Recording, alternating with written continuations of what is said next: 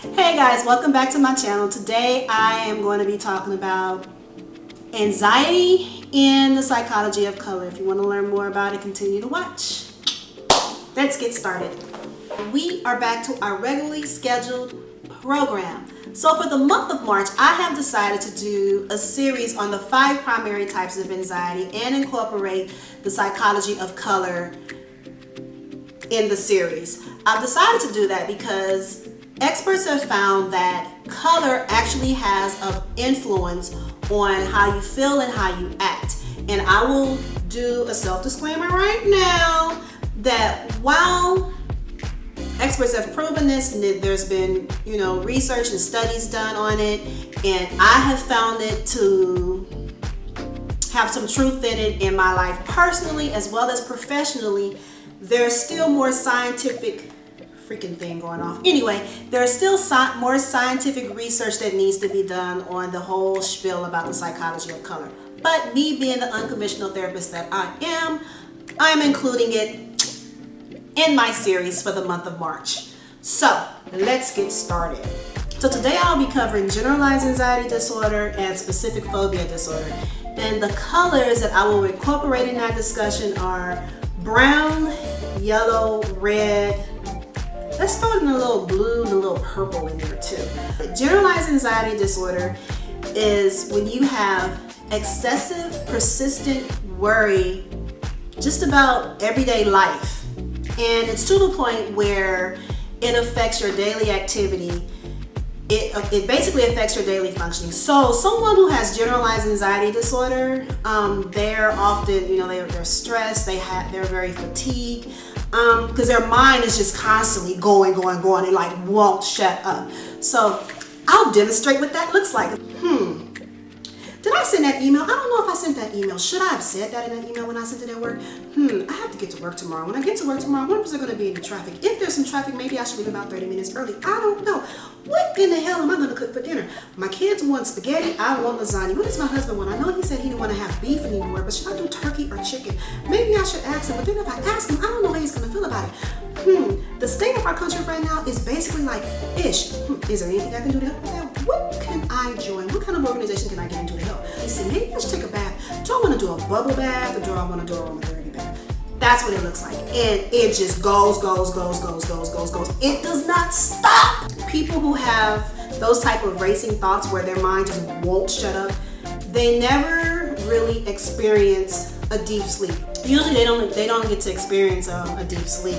They're light sleepers because even in their sleep, they have restless sleep. So if that's you, where your mind's just going, be mindful of the color yellow, because while yellow helps release serotonin, which causes you to be, happy, too much exposure to yellow causes fatigue. So if your mind is constantly going, and let's say you're in your bedroom for the night, you're going to sleep, but the primary color in your bedroom is yellow, that's going to add to the exhaustion you already feel mentally because your mind won't be quiet. So be mindful of too much exposure to yellow. One of the things you can do to offset that is incorporate some browns. You can even do it with makeup. But I would still say get some of that yellow out your room. Browns evokes comfort, safety, and it gives you a sense of strength, right? There are some self-help things you can do, like stress management techniques. You can do meditation. Also, you can do a physical activity to kind of like try and work it out. If you guys find that trying to do like stress management techniques like meditation or any type of physical activity, if you find that doesn't work, then I will suggest seeing a therapist or medication, because the next type of anxiety we have is specific phobia disorder. With specific phobia disorder, it is a persistent excessive fear over an object, situation, or activity that in general it's not harmful, and you know that it's not something to be afraid of. You know you're not going to die or it's not going to kill you overall, but it's something that you're basically just terrified of. An example of that, for specific phobias? I'll use my mom as an example. Love your mom, but you're the perfect example for this. My mother has a fear of flies.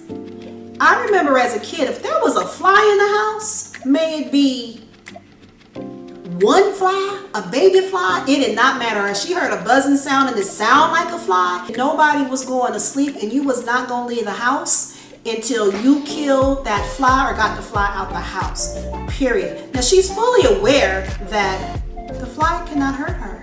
So that's an example of a specific phobia where literally with my mother, with the fly, whatever is going on in her life in that moment, if the fly's in the house, whatever's going on, it's coming to a halt. One fly in the house, can't function, it gotta go. That's specific phobia. So for people who have specific phobia, the same thing applies with the color yellow. You don't want too much exposure to yellow. But another color, a primary color that you want to be mindful of and not have too much of is the color red. Because while red is associated with energy, too much exposure to it increases your stress levels. It provokes anger and frustration. Like, just be mindful of the color red. Not saying to just take it out your life, but just be mindful to how much exposure that you do have to the color red. So a good color to incorporate is the color blue. So blue is said to have a soothing effect on the human mind. That'll definitely offset too much red, wouldn't it? It's supposed to produce a calming effect. So if you find that you have a specific phobia, especially if it's a specific phobia that you are exposed to, I've made a mess. Especially if it's a specific phobia that you're exposed to on a daily basis, I would encourage you to have a balance between like blues, browns, and even yellows, because the whole yellow thing with the serotonin stuff and happy, but like an even balance of that. May it be makeup that you wear, the colors, the color clothing that you wear, but just have like a balance of that. Let's look at treatment options for specific phobias. I would suggest if it's extreme, see a therapist. Actually, it's something that a friend of mine brought up earlier this week because I have my own specific phobia that I do not care to discuss right now. But one of the things she said to me was face it head on, or if that's too much for you and you don't feel like you can work out that phobia on your own, you can always seek therapy. One of the things you can do exposure therapy and work out whatever that phobia is. There you have it. Generalized anxiety disorder, excessive worry just about everyday life and your mind won't shut up, it won't be quiet. Don't have too much yellow in your life, or specific phobia, color red, don't have too much red in your life. Specific phobia is a specific thing that you are afraid of and you know it's not gonna hurt you. Then let me just make something really clear with you guys. I suggest even being mindful of the color clothing that you wear. I talk a lot about blues and browns. So today I have on my blue jeans with this brown stitching, and then I have on my brown top, and you guys already saw that I put the primary colors on my face, brown, blue.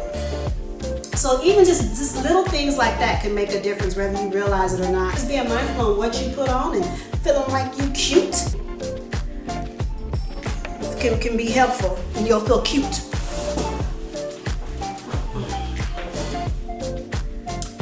So, just to be clear, I am not saying that if you wear certain colors like brown and blue, that your symptoms associated with anxiety will just go away.